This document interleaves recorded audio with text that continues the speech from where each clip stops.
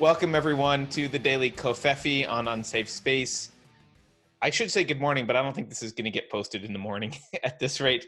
I'm your host, Carter Laren, and I'm joined, as always, by the bad man Majama, who I would like, I'm just going to ask everyone, cut her some slack today. She's been up for like 2 days straight.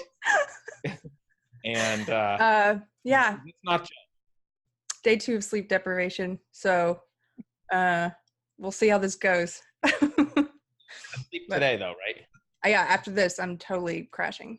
Good. So yes, normally I'm all about judging people, but let's just suspend it a little bit with Keri today. Thank you, guys. Thank you, Carter. We all just let her be her loopy self this morning. I do want to I got a correction. Of course, there's people in our audience who have kids who are Zoomers, and yeah, they were like explaining, actually, Keck came from World of Warcraft, and there's like this big explanation, so thank you for correcting me. I just knew it was a morphed version of LOL, and I had heard the trajectory of the morph, but I wasn't clear that it didn't happen actually on 4chan. Let's see. Oh, also, Subscribestar people, we love you. There's a few of you who need to tell us what you want your pseudonym to be in the credits, or else we're not putting you in the credits because we don't want to out you if you don't want to be outed. So reply on Subscribestar if we have asked you for your pseudonym. And the one thing before we start our show today, Keri, which I think we can keep pretty short, I just want to show you what it's like for those of you who don't live in the Bay Area. Let me pull this up. For those of you who don't live in the Bay Area, I want to just show you, this is what it's like to live in the Bay Area. Normal cities, when there's graffiti, it's, gang symbols or F this or, kind of punk rebellious stuff, right? But yesterday I was driving. I didn't take this picture, someone else did, but yesterday I was driving and I was really shocked at this particular graffiti, and I thought it really captured what life is like in the Bay Area. Here's the graffiti on the sign, and the graffiti says, "Biden can't win Michigan." So that's the attitude of the Bay Area. Everything is about Democratic politics. Wow. Everything. So I don't know. They probably are a Kamala Harris fan. I don't know. But when people do graffiti in Austin, it's kind of like good vibes graffiti. It's more like there's like the famous "I love you so much," and then there's Graffiti Park, which I think just got torn down. Actually, it's kind of sad, but it's like it used to be the foundation of a apartment building that they didn't complete, and so artists would go there and just do these amazing murals with spray paint. It's gorgeous. It's kind of an Austin has a lot of like keep Austin weird kind of stuff. So there's like an artistic vibe. Mm-hmm. We don't have art in San Francisco. We just have leftist. Well, quit sending them here. I got to send them somewhere. Actually, it's too late for California. It might as well sink into the ocean. So, Keri, you've been wanting to talk about this for a few days, and it's a good day to talk about it because you're loopy.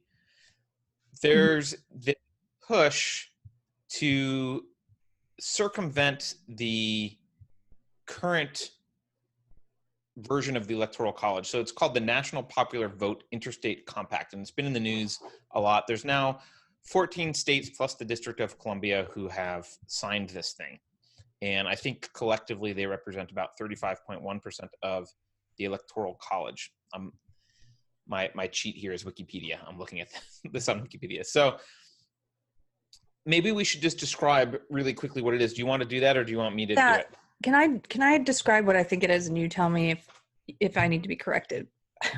So, from what I understand, these states, because we have a friend and actually subscriber to the podcast who's in Colorado, and from what I understand, it is the states have decided that they're going to award their electoral votes to whoever wins the national popular vote, instead of giving it to the candidate that the state votes for.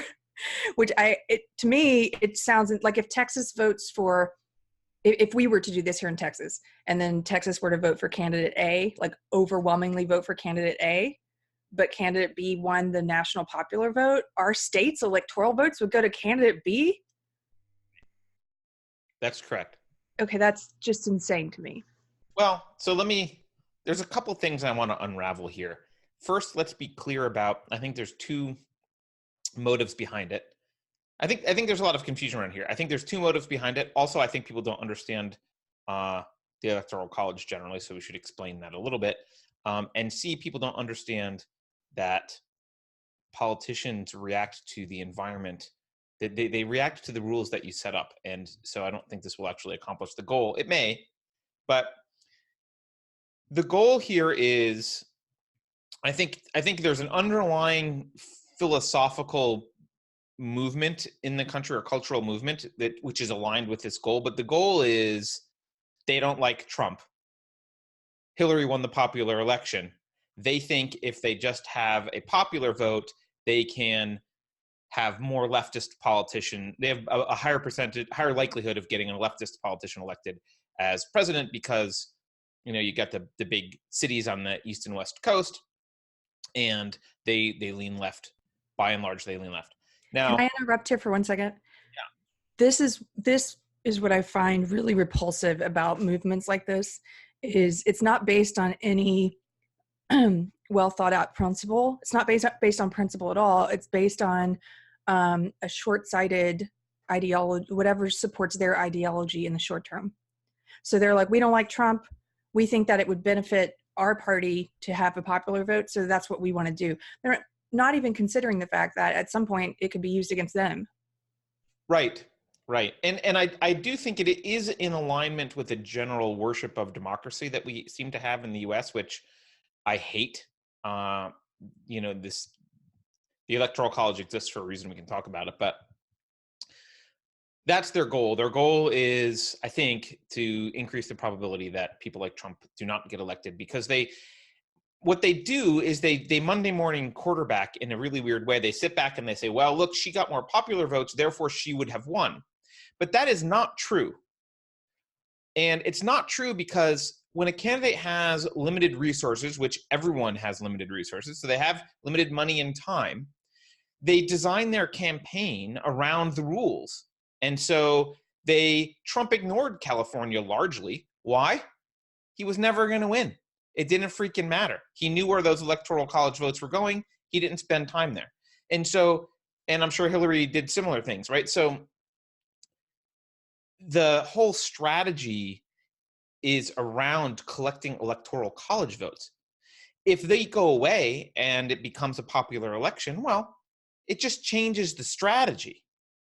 It doesn't necessarily change the outcome.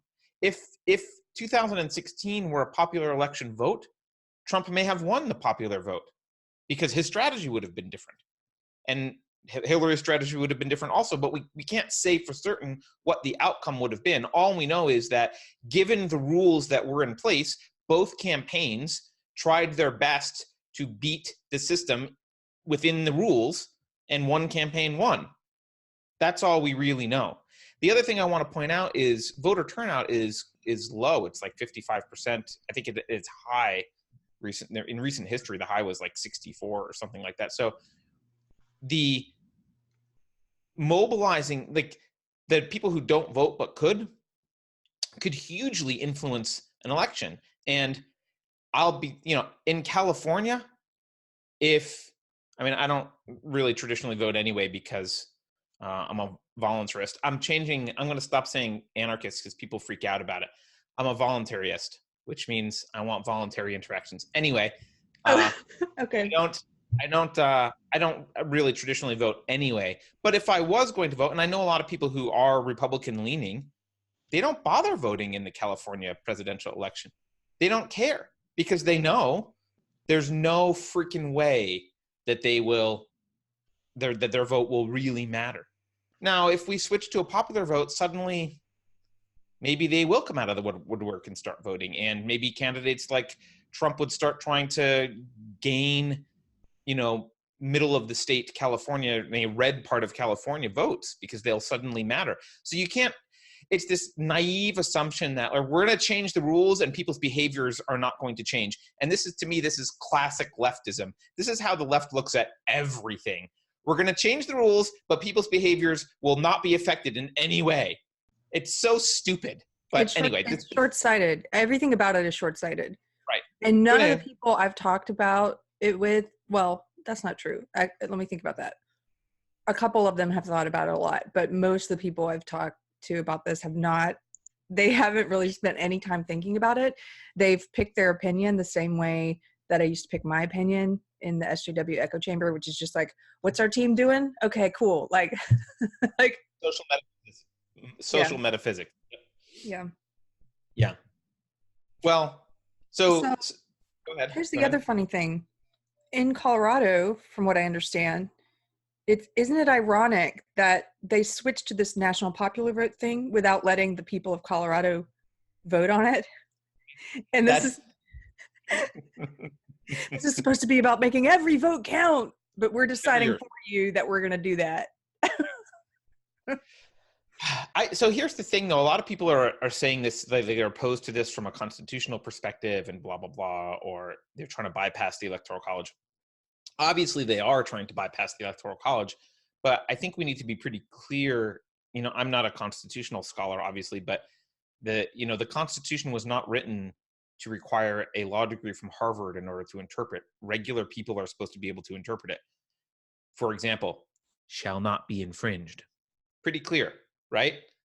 So if you read it, the states they can assign electoral college votes however they damn well please. There is no rule that says they have to reflect how people voted. There's no rule that says they can do whatever they want. States can use electoral college votes however they want. If they want to assign them based on national vote, I don't think it's a good idea, but they can. They also don't have to agree. Like, if all their people in their state vote for one candidate, the electoral college votes in that state, they can go, the representative can vote for whoever he wants, right? And there's a term for electoral college voters who don't vote the way they're supposed to. They're called faithless voters. And although some states have laws against them, no one's ever been prosecuted under it. People have done it. And I think you might actually, that might be a constitutional challenge if someone was ever prosecuted under it, because I think electoral college voters have the right to vote for whoever they damn well please. So it's, you got to understand that. I think let me back up. It's important to remember the US is, we're a country, but we didn't really, our origins are we're a coalition of states at our fundamentally the documents, right, that built the country, right? We're an agreement between a bunch of states. That's what we are. We're supposed to have a hell of a lot of state authority, which we don't really now. But that the idea is like, hey, states can do whatever the hell they want. And if this is how they want to do now, granted, I would argue the flip side is, I would argue the purpose of the Electoral College was one of the purposes, which was talked about when the Electoral College was devised and was explicitly a concern of some of the founding fathers, was they didn't trust the populace to vote, right? Or to choose a president. There's here Hamilton writes, I won't quote the whole thing, but Hamilton in the Federalist Papers makes an argument about, hey, we don't want the average person voting for the president, because they think that basically they think, the left should agree with this, right? They think that a charismatic guy could come up and dupe the populace into voting for him, which I'm pretty sure that's the left's view of Trump, right? So that's what their concern is with popular vote. And the main point I want to make is just, democracy is not, we're not a democracy. We're intentionally not a democracy. What makes America different was not that it's a democracy. Democracies existed. I mean, there was democracies in Greece, ancient Greece, right? So we're not a democracy. We're a constitutional republic, and the main difference being, we as a country, or as an agreement between states, we said, okay, look, here are individual rights that are protected, that are inviolate. No one can trespass these rights. And now we have an agreement between states to kind of function as a unit, mostly for external defense and that kind of stuff, and to regulate interstate commerce. But no one can violate these rights. And it's the constitutionally protected rights that make America different, right? Democracy is just mob rule. That's all democracy is. There is no difference between a democracy and a dictator. A dictator is one guy who does what the fuck he wants. A democracy is 51% of the people who do what the fuck they want. There's no difference. And what has made America great, to use Trump's phrase, is you want to make America great, you return to the idea of a constrained government, a constitutional republic that is forced to respect individual rights. That's what made America special. And that has been lost, probably largely due to public education and the fact that no one in academia and no Marxist likes this idea. So they want democracy, they want mob rule, because democracy can be easily manipulated. You can vote Stalin into power. I don't think Stalin was voted into power, but you can vote Hitler into power. Hitler was voted into power, right? So you can vote the people you want into power and do horrible, horrible things in the name of the state if you just have an unfettered democracy. And so the idea that an unfettered democracy is some goal is abhorrent. It's an evil pursuit. And I don't think people get that culturally and philosophically anymore. They don't view democracy as an evil pursuit, but it is. Which allows this kind of thing to look like it's good, right? Because they want their candidate to win. And by the way, it's aligned with this kind of moral goal that democracy is good, but democracy isn't good.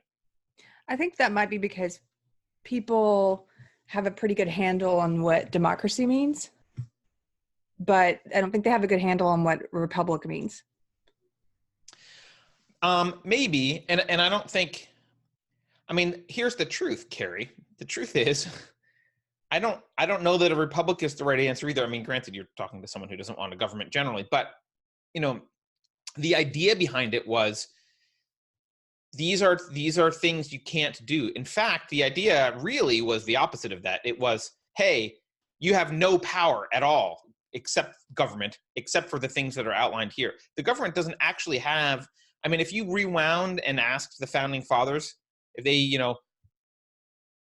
were I don't know, Harry Potter came around and called them up from the grave and asked them to evaluate the situation.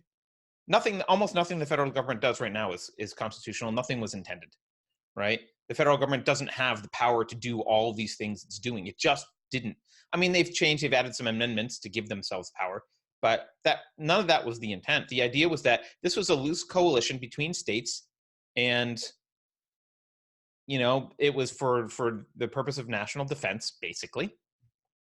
And the states were supposed to be these little experimental grounds of politics where one state could have full democracy if they wanted, and one state could do, have their own constitution and try something. And, that was the idea.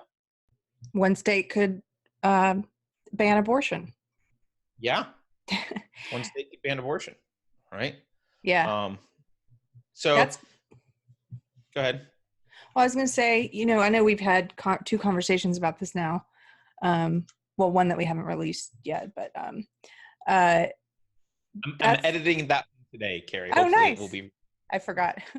But that's kind of where I am on that issue now, is I kind of feel like you should let the states decide. And if you don't like the law in your state, move to a state that has the law that you like. Well, I mean, I would agree that from a federal policy perspective, that's a much better position.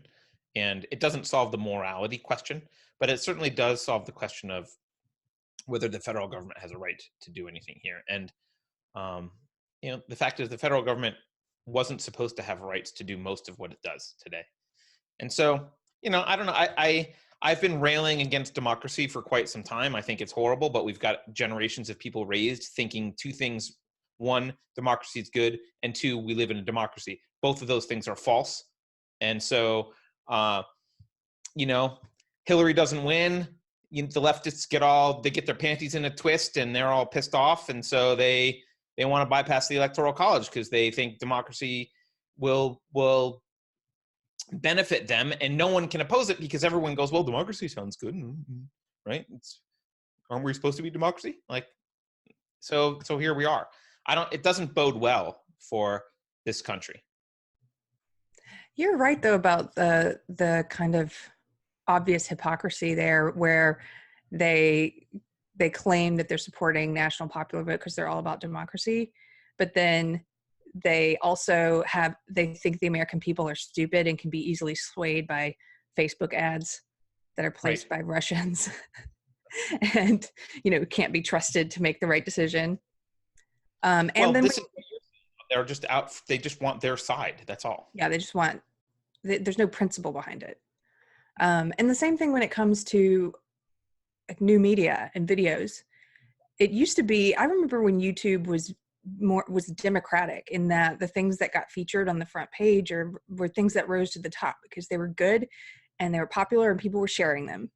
And it was just about merit. And then they brought in the tastemakers and they started featured content, and they have people working there who they're going to pick what gets featured to everyone and stuff like that. And now they're doing that to an even greater extent. They're basically saying the things that are the most popular, we don't approve of.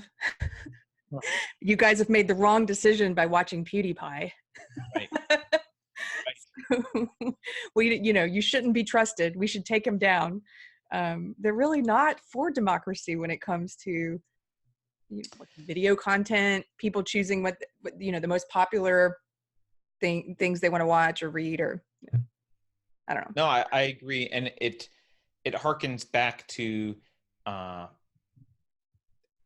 Plato's Republic, right? They view themselves as the philosopher class. So they're incredibly elite. And so I think leftists in general are arrogant busybodies. That's like my definition of a leftist. They're totally like arrogant busybody, right? And so, look, I have my opinion on stuff? Obviously. But I don't want to foist it on people. Like I would have, if I were a tastemaker on YouTube, I'd be like, here's my opinions, but maybe you guys disagree. And I can just think you're all wrong, and that's fine. But I don't want to force you to no, my opinions get to be on the top of YouTube. It's like, well, that's not the purpose of YouTube. That's not how. Yeah. Hierarchy of rewards based on merit. Yeah. What did you call them? Arrogant scolds? I call them arrogant busybodies. Because I think busybody is more condescending than a scold. Totally. So when we were like in the 90s, the arrogant busybodies were the religious right. They were the ones who were like, you can't watch the Smurfs. It's satanic. And, Right. What are you doing in your bedroom all alone with someone else consensually? Right, we need to ban Metallica. Yeah, exactly. Right. Yeah. In fact, growing up, this is, I don't know, TMI, whatever, not TMI, this personal information, but my parents, because I grew up in a very conservative Christian household, they threw I had someone had given me some Dungeons and Dragons stuff, and I really liked it because, I'm a story kind of guy, and I enjoyed the fantasy of it. Threw it all out, chucked all the Dungeons and Dragons stuff. It was of the devil, right? It's that finger wagging, like, you can't like this, you can't do that, you can't love that person, you can't have sex this way, you can't like those things over there. And now it's just it's moved from the religious right to the evangelical left. Totally. Evangelical left's a good way of putting it. Religious left.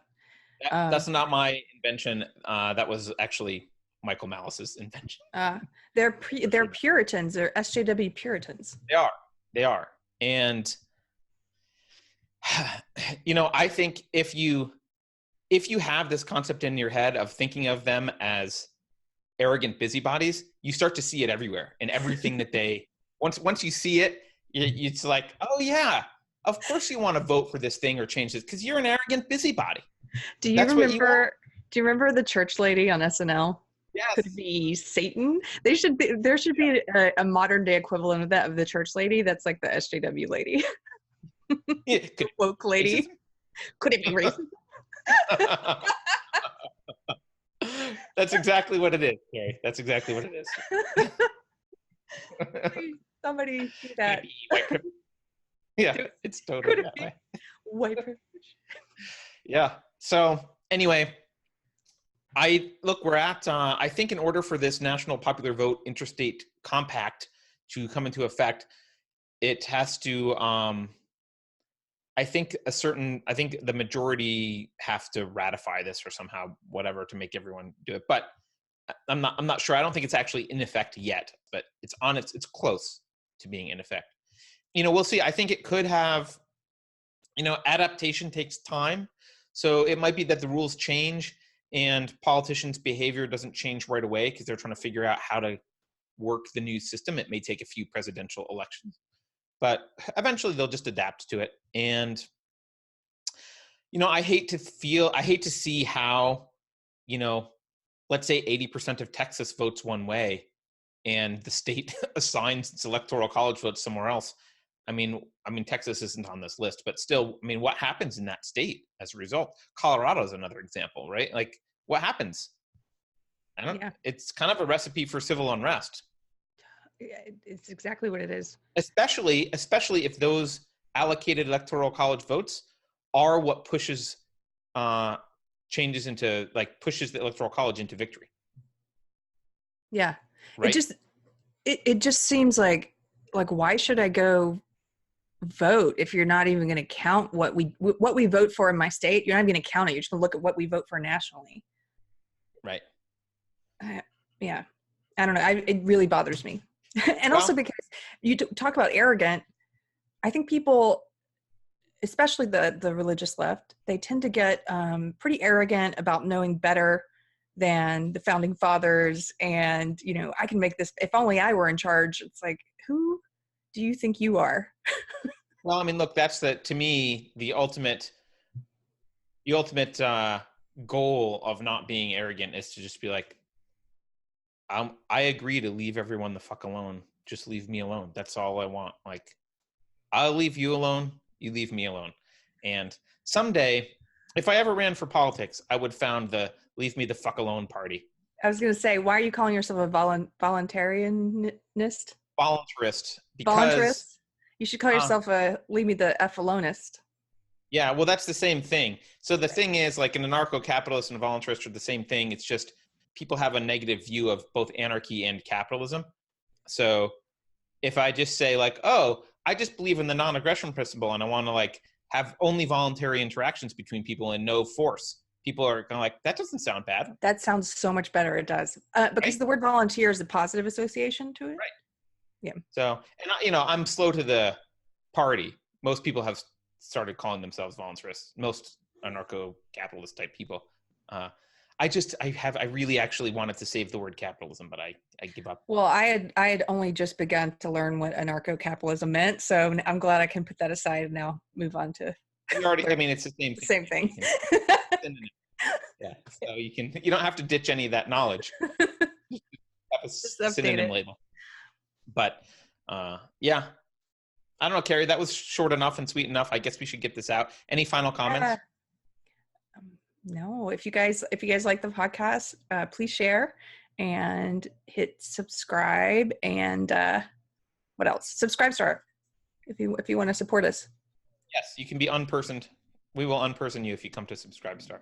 Oh, thank you guys so much for the people joined already. It's really cool. It's awesome. It is really cool. Yeah. And I like reading the comments, people getting excited, like the boomers one. Like you said, there are people who knew a lot more about it than we did. I'm like, yeah, no, I end up going down a rabbit hole watching some video someone recommended about the year 4chan 1, which by the way was a bizarre video. But yeah, the one other thing I wanted to say is it's doubtful that there are Zoomers watching, but maybe there are parents of Zoomers watching. I don't know.